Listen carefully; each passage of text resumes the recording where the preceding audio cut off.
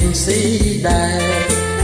តែអាចរួចជែកសក់ក្រមថ្មីថ្មីមកផាដូនទាវបងសូមថ្នមបី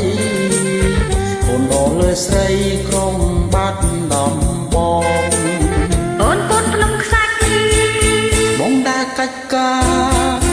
យកមកបូជាឲ្យទូបានសងជាតិនេះសុំជួតែស្រស់ល្អព្រះអើយជួយផងកុំមើលបងណាស់ចិត្តបងជាប់ស្នេហ៍តែបោផាមួយទ្រូងអូនធ្លាប់ព្រួយរាប់ខារាប់ឆ្នាំសំខាន់ពីមអាយជួយកុំចំណាំស្នេហ៍ខ្ញុំស្នេហ៍ចាំជួបគ្នាជាគូ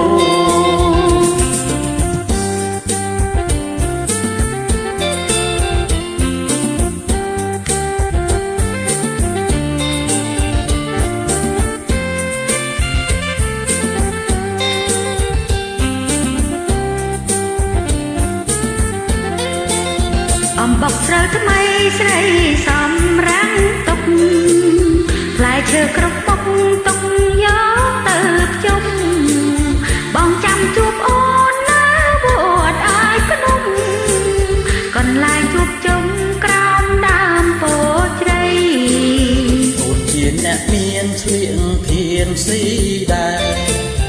តែអាចរួចជែកសក់ក្រមថ្មីថ្មីមកផាដូនទាវបងសូមថ្នមបីអូនអលើស្រីក្រុមបាត់ដំបងអូនពូនភ្នំខ្សាច់បងដែលកាច់ការយកមកបូជាឲ្យទូបានសងជាតិនេះសុំជួ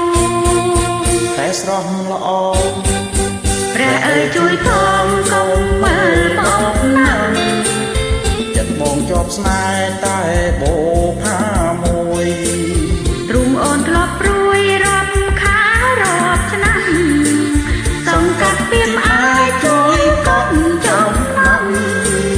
ស្នេហ៍ខ្ញុំស្នេហ៍ចាំជួបគ្នាជាគូ